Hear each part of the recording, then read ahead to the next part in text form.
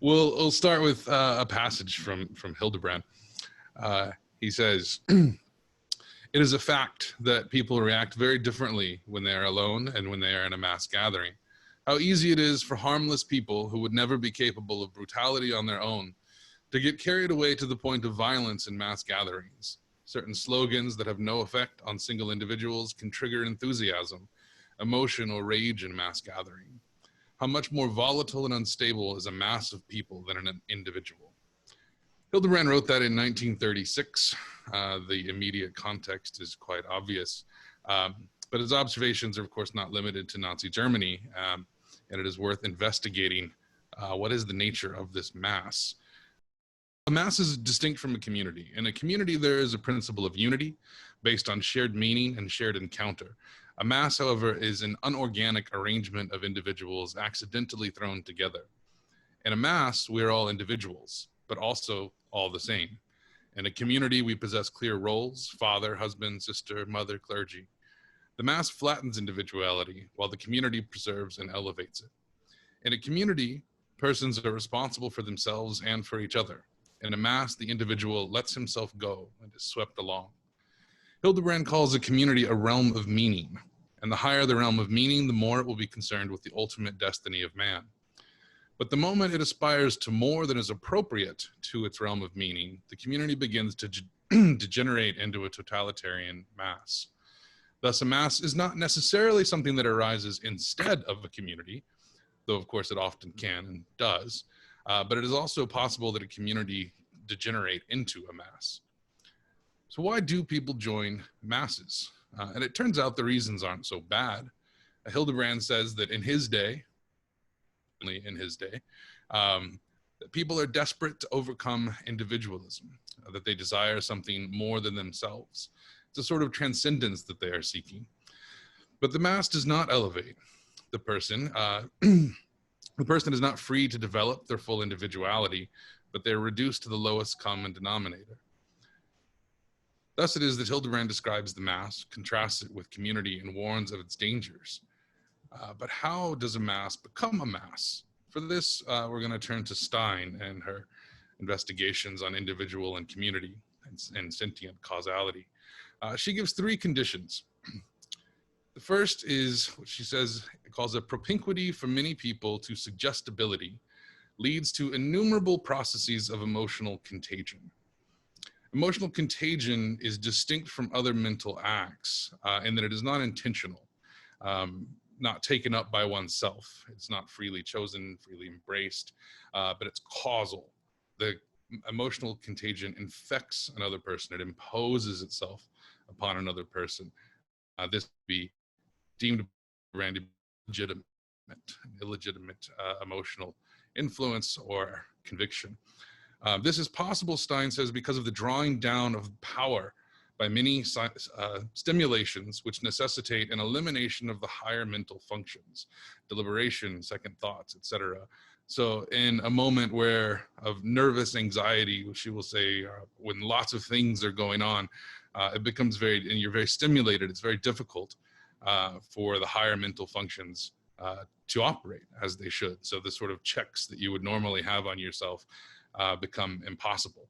And as a result, we arrive at a state of conviction readiness, she says, when people are willing and ready to accept convictions from outside. This is not how normally we would accept convictions. Again, these would be called illegitimate convictions by Hildebrand. That's not to say, I should say, that all convictions have to be generated within ourselves, right? We do take on convictions from others, otherwise all the sciences and all of human knowledge would really fail and falter.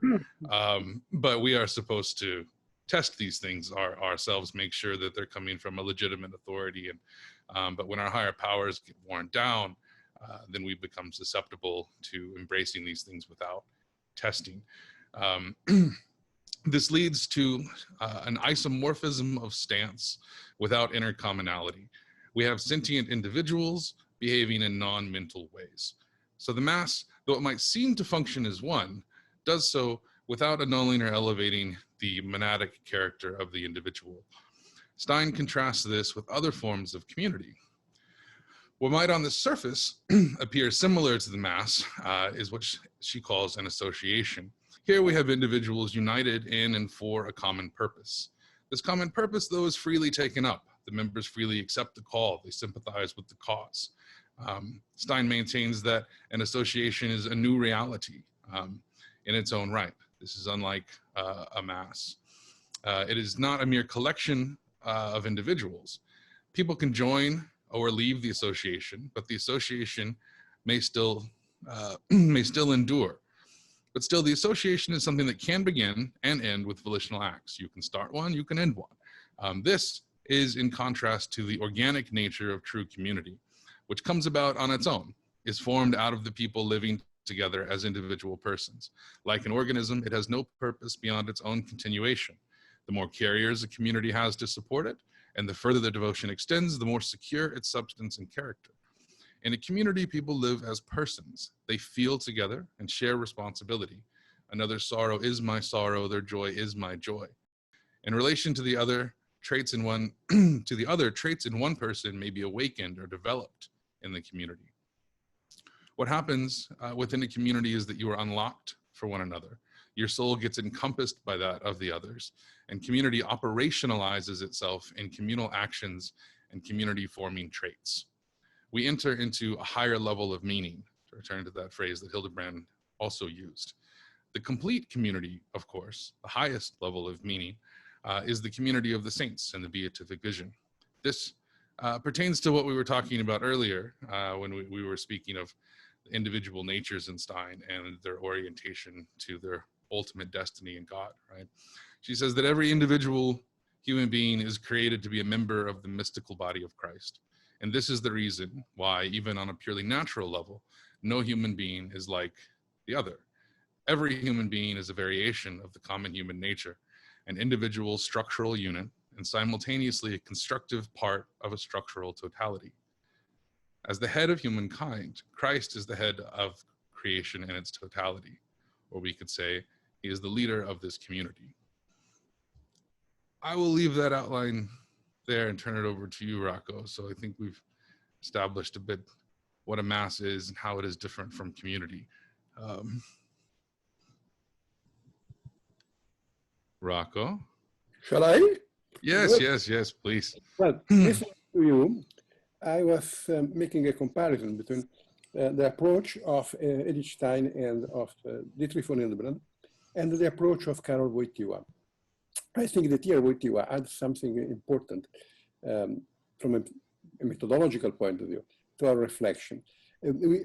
I already mentioned this, I think yesterday, no, or the day before yesterday. It is the idea that emotions in men, not isolated, and are not organized only hierarchically in an axiological systems. Values, value responses, and emotions are rather connected to one another in the structure of the personality, so that emotions arising from the bodily sphere, emotions that are typically psychological, and emotions that are connected with the higher human sphere, with the human spirit, spiritual emotions, are linked to one another. And the problem is, how are they linked to one another? Because they may be linked to one another in a form in which, for instance, the example I made the day before yesterday, sexual values are seen and collocated within personal values, so that you see the sexual aspect of the person in connection with the person, and they can also be connected in other ways in which the emotional moment prevaricates, overcomes, makes violence to the spiritual values, and imposes itself without accepting the control of the intellect. We have personality structures. Each one of us has a personality structure different from that of another one. Each one has a peculiar personality. We are all persons in the same way, in the sense that we have only the same ontological value as persons, but we have different personalities. So the question, this allows Wojtyła to investigate one point that today seems to me to be extremely important. This point is why in certain societies it is easier that the mass phenomena come to the fore and impose themselves without any rational control of this common emotion. Why does it happen? What is the reason? And I think that we can see two main reasons that correspond to each other. The first problem is the emotional complexes are built in the person mainly through the influence of example. Wojtyła considers one important article of Max Scheler on Vorbilder und Führer, models and leaders. We create our personality to a large extent through the imitation of somebody who has a kind of authority to us. We admire him and we create our personality in relation to him, imitating him, but also accepting that his word can become an organizing factor for the building up of our personality. The normal way in which we constitute in ourselves emotional complexes is the family. The first and fundamental role models are the father and the mother. We interiorize through a living together the fundamental values of the father and the mother. And then the father and the mother are not just two persons. They are two models. Other person can enter and perfect the role model that we have been learning from our father and our mother. And this other that complement this function may be, well, Pope John Paul II, the Virgin Mary, in my case, Beatrice, in the case of others, Juliet or Romeo, I don't know. In different cultural contexts, you have different structures of personality. Why happens that, for instance, in Germany, between the two world wars, you have such a leaning of vast masses of people to connect with Adolf Hitler, for instance? What is the reason why?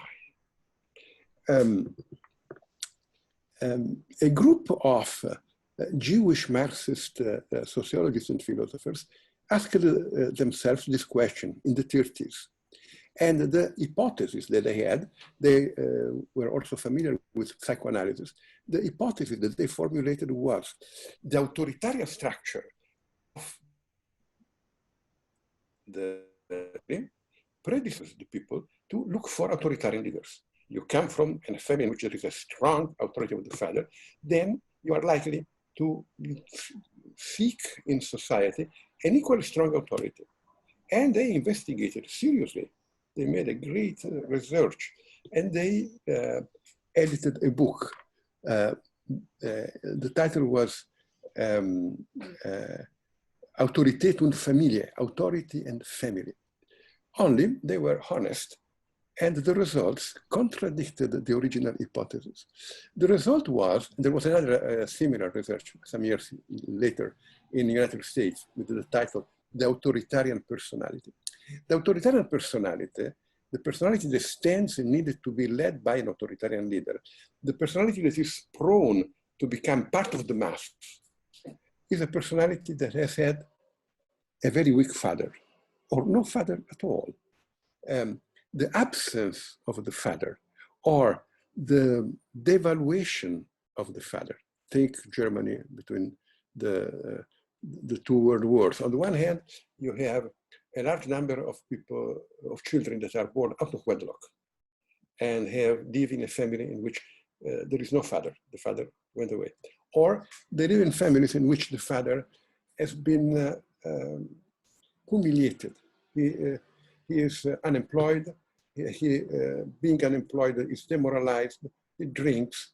He is absent in the life of the family. And when he's present, he's not a role model. Then young people look for other role models, and they are prone to accept substitutive fathers. And then you have the Führer. The Führer is the substitutive father. What is the difference between a true father and a substitutive father? The true father is somebody who stands in a direct contact with you. He wants your good. He talks to you and you talk to him. And I know this very well since I am an old man. With time, he grows up. He becomes stronger than you. And he remains linked to you. He interiorizes your presence and organizes his values around your model. But nevertheless, he becomes a grown-up. He establishes with you a different relationship. If you have this experience of fatherhood, and motherhood, of course, also, although in a different form, if you have not this experience, this strong experience of fatherhood, what happens? That you will never become stronger than your leader. You will maintain in front of the leader a position of perpetual dependence. And you will become a follower, not a son, but a follower. And you become a member of the mass. The mass is a plurality of individuals who are not connected among themselves in a community. Of course, between the perfect community and the perfect mass, there are many intermediate stages. But in principle, in the mass, the people are not united through the participation in a common good. They do not participate one in the life of the other, but rather they are united through the presence of somebody who, in one sense, takes the place of God in the name of high values. Von Hildebrand had in front of himself National Socialism. National Socialism embodied very important and beautiful values. The nation.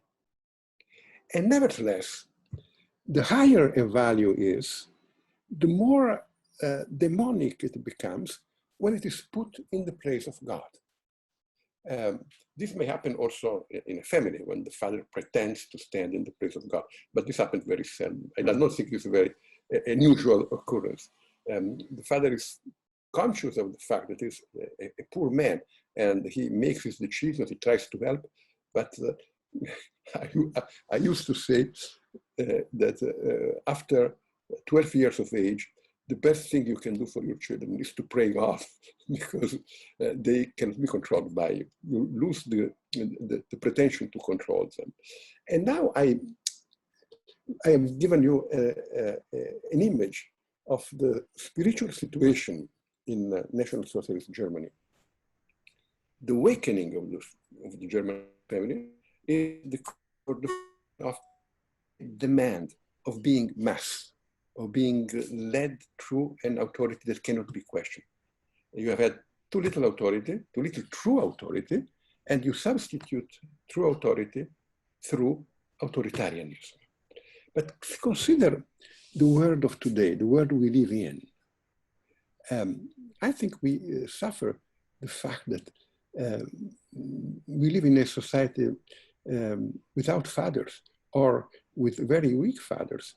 And the current libertarian mentality thinks, oh, all the better. Without authority, we are free. That's false.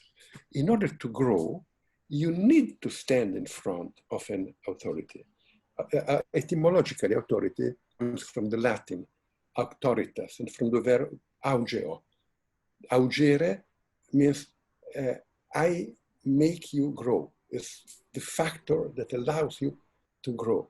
Without authority, you do not grow. Your emotions are not organized. And since they are not organized, they can be easily exploited and manipulated. Of course, today we manipulate emotions in a way that is different from that of the time of Nazi Germany. We do not have the Führer. But think of the role, not so much of politicians, but of the stars of the Hollywood system, of the show business. How many people take them as role models and never grow out of those models because they are fictional models. They are not models that exist in reality. And they are manipulated because they are confronted with levels of perfection or demands that cannot, that are not realistic, and they cannot be reproduced in their real life. And now what happens? That we depend on real issues, on what they say and what they think. And we take them as authority, although they have no quality, no qualification to be authorities for us.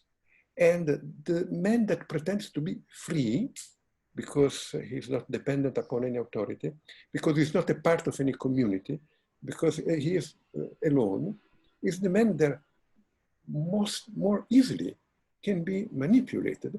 Everybody pretends to be original, to follow his own path in life. And what is he doing? He's following the models that the show business or the media give to him. And it never becomes a community. It becomes more and more mass. How many people dream of the wonderful love stories of the movies industry and do not invest the energies of their life in their own love story, the only love story that is really important to them, the love story with their wife. How many, or with their husband for women, and how many children really do not have in the family the possibility of learning to be a part of a community. To be a part of a community is something complicated.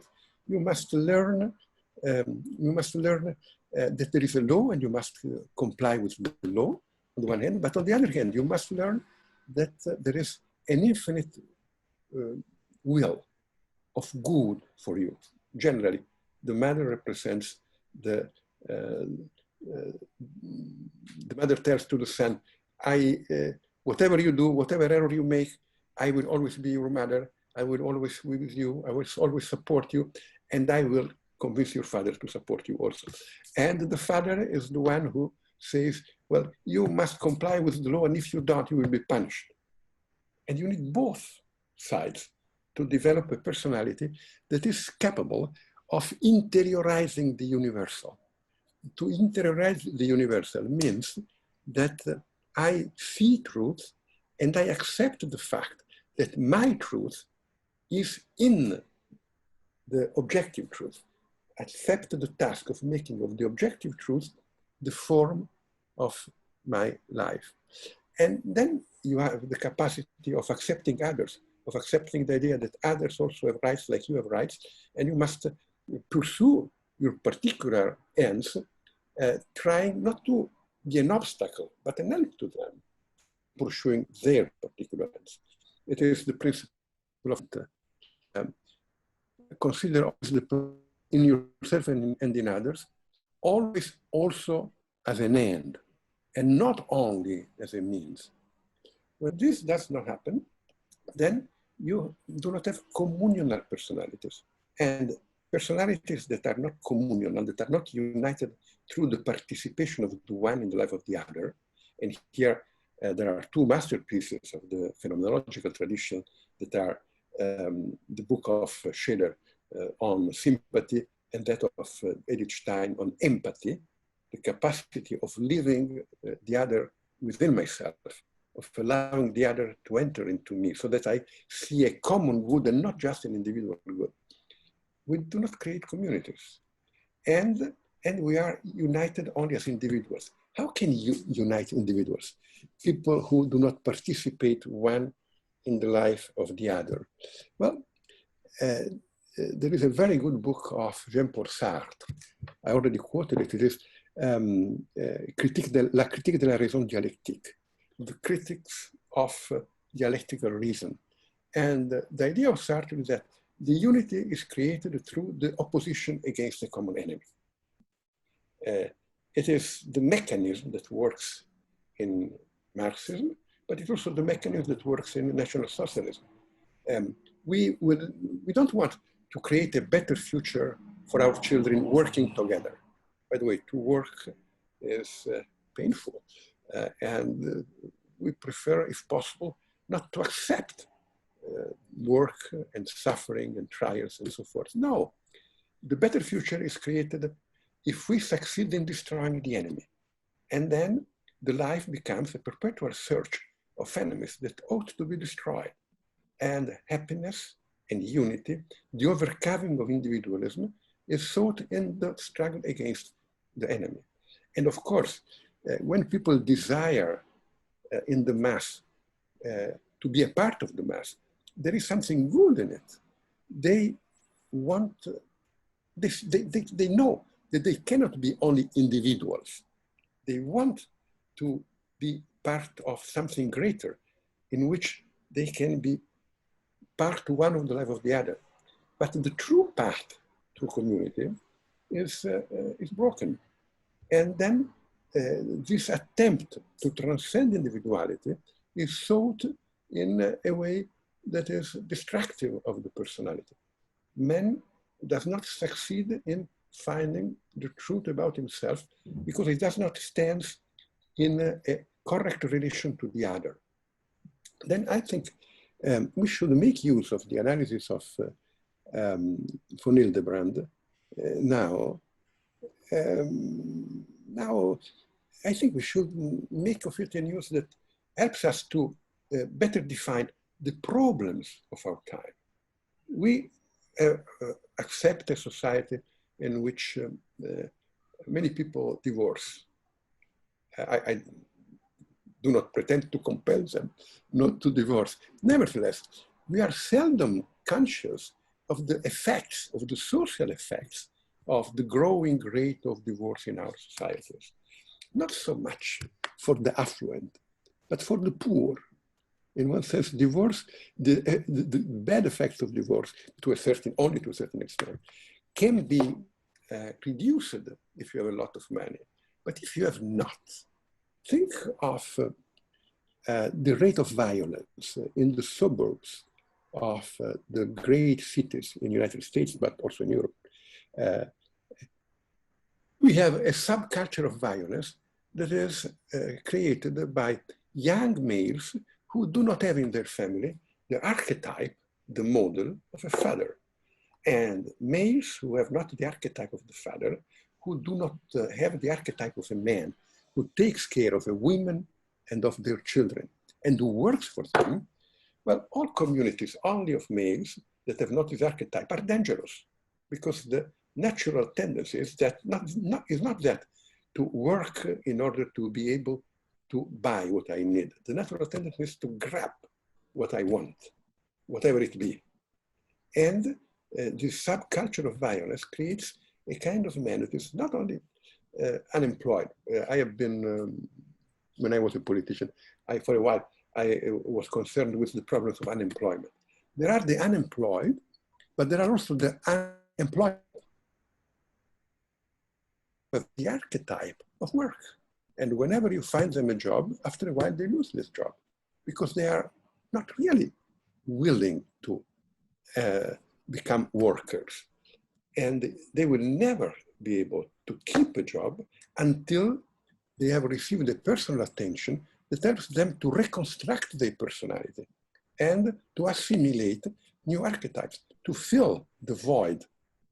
In our psychical structure, there is the place of the father. If this place is void, it needs, if it is empty, it needs to be filled one way or another.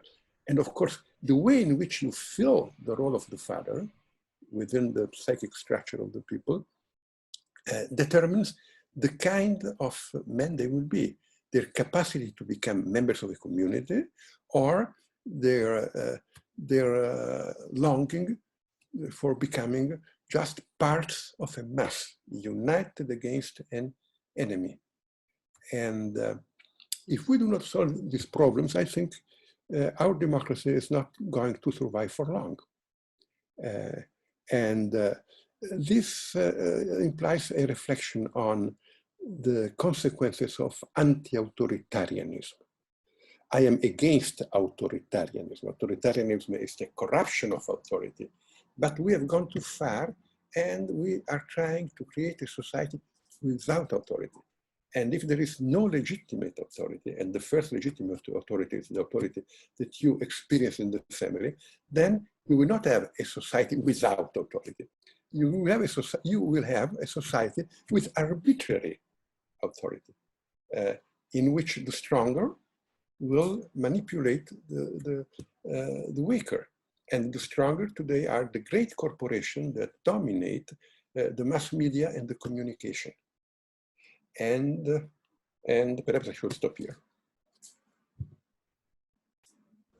Thank you very much, Rocco. That was really quite scintillating. And also thank you, Christopher, for your remarks, preparing the ground for our conversation. So we have a number of people who have raised questions here, and I'm going to ask Rachel Bullman to speak first, and I will call on those of you that we've promoted to panelists. So Rachel, go ahead.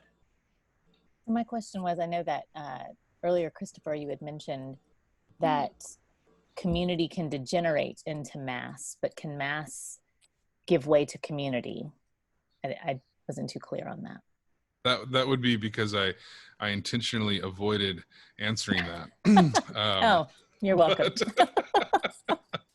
But I know I can count on you to find those chinks in the armor there. And so as far as I know, Hildebrand doesn't actually say that mass can or can't. But it would seem very difficult. I don't understand how it would, I guess. I mean, a mass qua mass, and the way that we're talking about it, at least,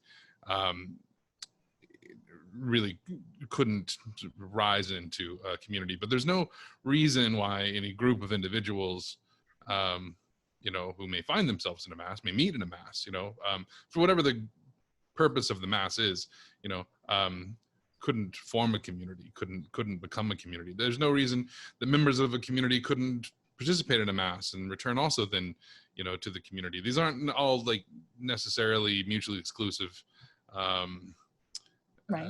You know, in entities. So I would find it difficult, you know, unless you were to sort of say that, you know, our participation in this mass is part of our shared experience, and you then live out of that experience. But there's no real blueprint for forming a community. Stein at least talks about, she does talk about the genesis of it, but she's also very clear to say that that's not really so important, and it's not definite that this is the only way communities can come about. She distinguishes features of a community and says that's the proper role of the phenomenological inquiry, is to figure out what a community is, not so much how it comes to be. So that's still a little bit dodging your question, but hopefully. No, that was great. And I think okay. that maybe just the language of like a community can degenerate into a mass. I wonder if somehow a community came out of a mass, would it not be the elevation of a community within that mass? But it's just, you know. Yeah, I think it would be a community arising from always from the individual, from the mass. I only mentioned about the possibility of a community degenerating into a mass because I think it's important that communities don't necessarily just continue on. And there are plenty of communities that have sort of started out good as communities that do degenerate, right? When a leader takes undue authority, when people stop being heard, when ultimately it starts being about something other than it was about, right? Then the community can degenerate. And I think sometimes people don't realize that that's happening. Thank you. Building right on your question, Rachel, I'm going to ask Manisha to... Did Rocco, I think Rocco might have... Oh, Rocco, if you would like to add something, please do. Look, I was thinking of Jesus. Jesus is a leader, and he calls people, and a lot of people gather around him. Are they a community? I don't think so. They are a mass. There is a difference between a mass that is gathered by the influence of a leader, in which some members, the disciples, begin to enter in a personal contact with the members of the mass and educate them to become a community, and a mass in which this does not take place.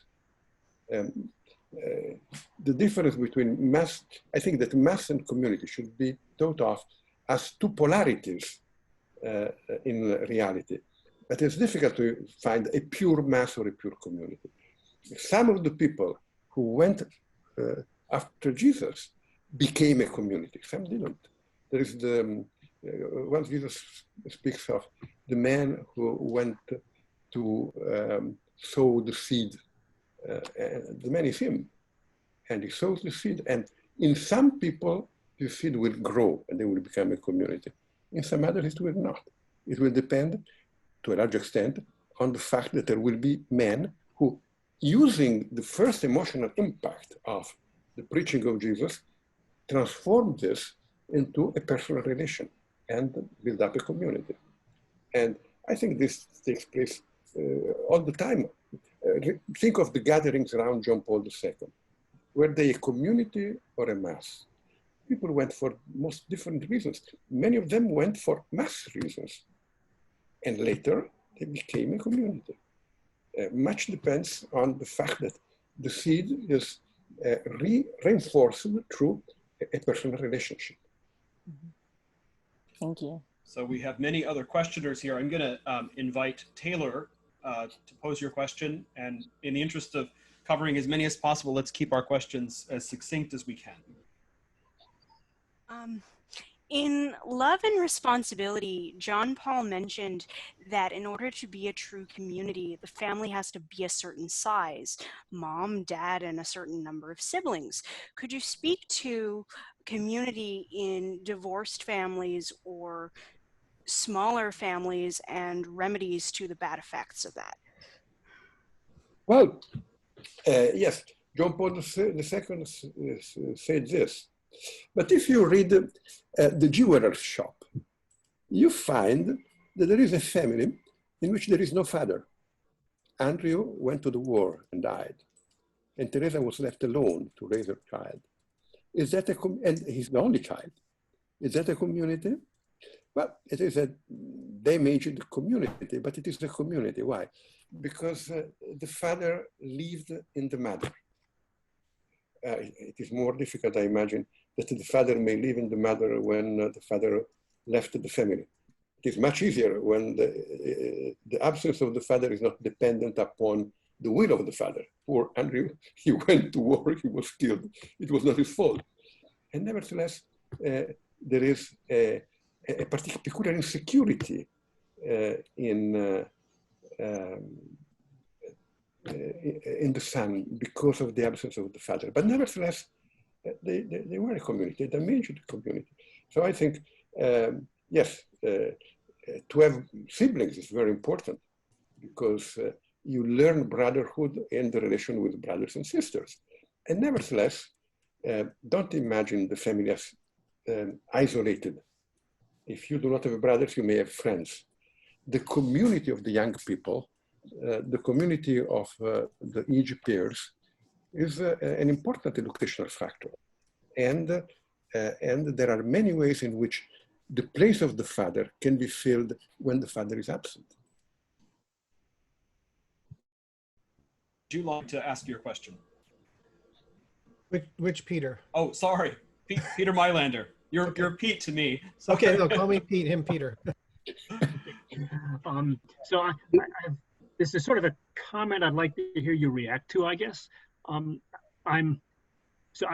the end of your talk, Rocco, you were talking about the sort of effects of family breakdown on various public policy problems, which I certainly think happens. But if we take a step back toward the first part of the talk or toward Christopher's elucidation of emotional contagion, I have to admit I'm a little bit skeptical or concerned about the attempt to kind of psychologize these problems or even explain them in terms of emotional contagion, even a little concerned about the very idea of mass society. And the concern is this, that I worry that it represents a certain kind of intellectual elitist discomfort with popular democratic politics. And that what we see is sort of the easy explanation of certain kind of movements, whether they're historical when Hildebrand was alive or today in our world, that we can sort of explain away through these psychological phenomena when they may reflect real political grievances that we just need to listen to and sort of figure out how to address. So could you sort of respond to that and say, either one of you, say something about how you think the idea of mass society avoids the kind of danger I'm thinking of? Well, look, I think that you are absolutely right. There is another problem connected but different. The other problem I will say is that in our society, there is a break between the people and the elites. The elites have adopted a different lifestyle, different values. They want to control the people, but they do not feel people. Most common people have the idea that the elites, they feel better at home among themselves. There are people who think that for them it is indifferent to live in Gallipoli, in Steubenville, in Bochum, in Granada. It's all the same because they are elite. And they speak among themselves.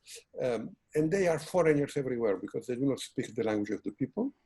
They speak a simplified English that has only a certain connection with the language of Shakespeare.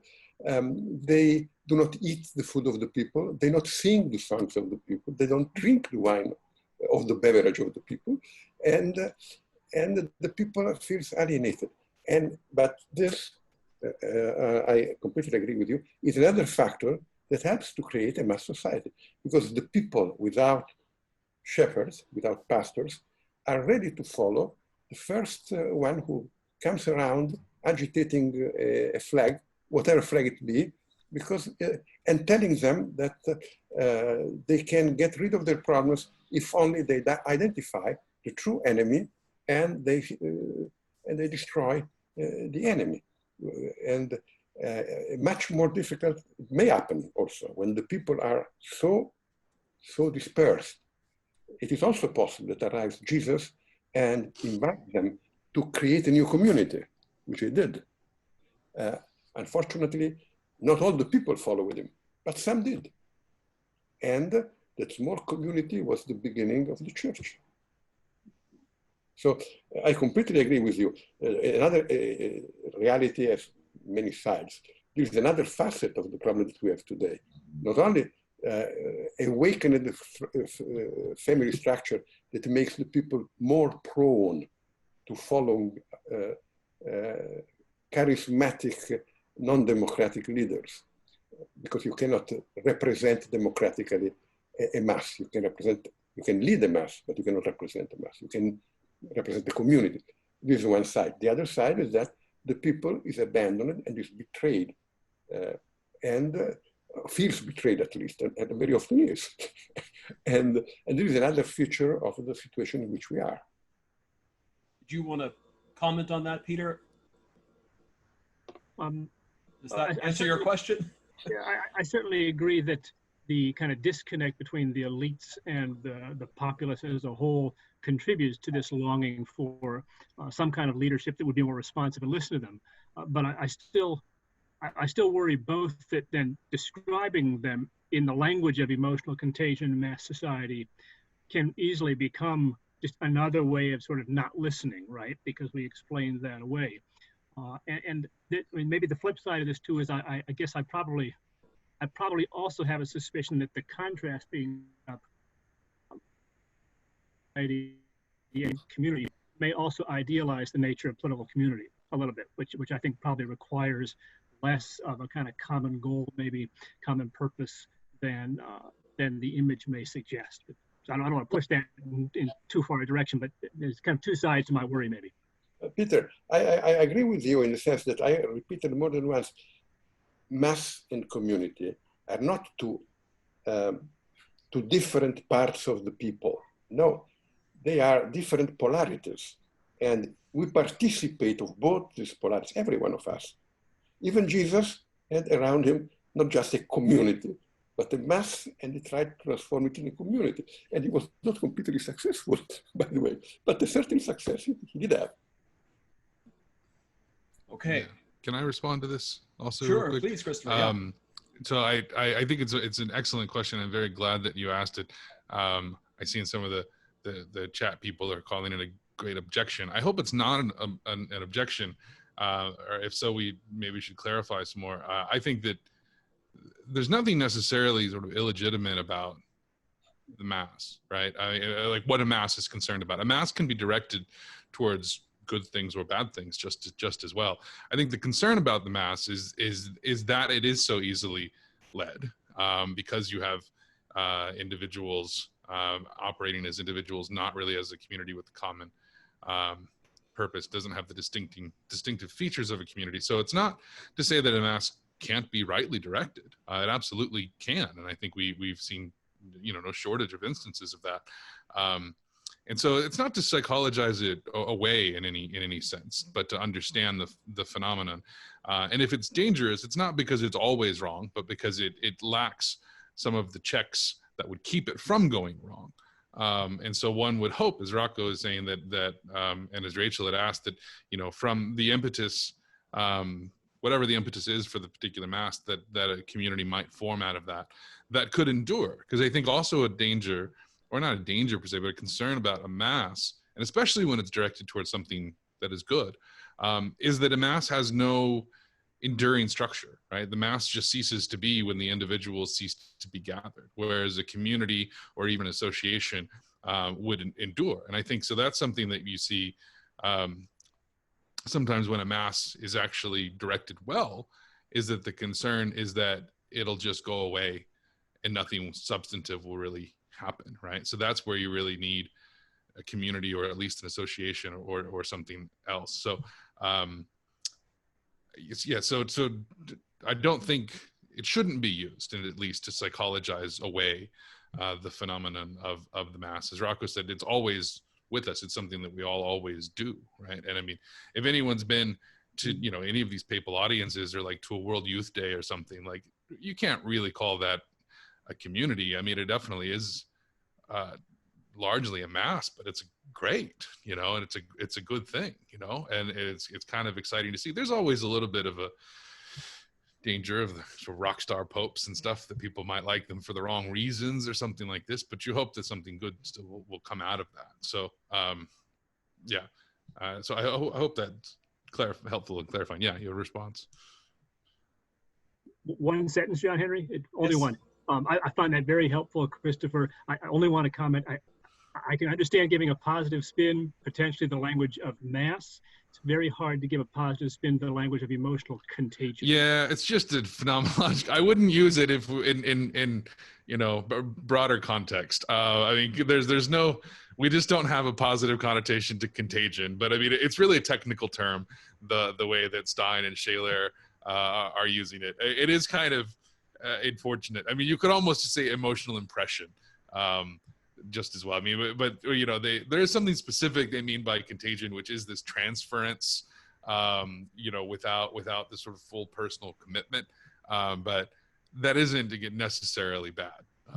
So I hope that's helpful. You could get contaminated with something virtuous. Well, speaking of emotional contagion and emotional pandemic, why don't we take Pete Colosi's question, which takes us to coronavirus. Yeah, I just was, my question is going to push a little bit, I think, against what you guys were just saying, but not contradict it, because just say that there's another possibility. So Rocco, I was glad that you said, let's bring it into our times.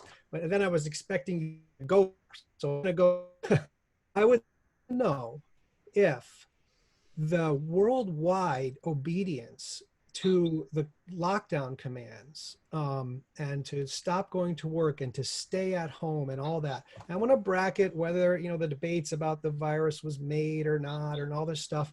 Just, I am stunned at how especially in the West, the entire West just obeyed immediately.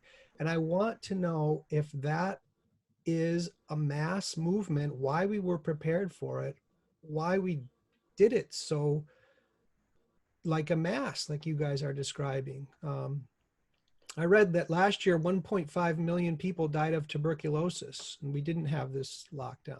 So was this a mass that just happened in the bad sense?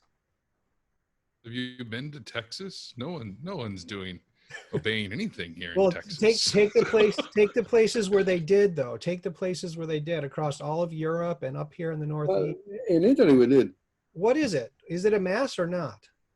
Well, I tell you, in Italy, what happens is that the coronavirus begins, and in the beginning, we do not, in a small section of the country, and we do not take any measures, any strong measures at least. And there is an enormous number of people who die. And then we make the lockdown and we stop coronavirus.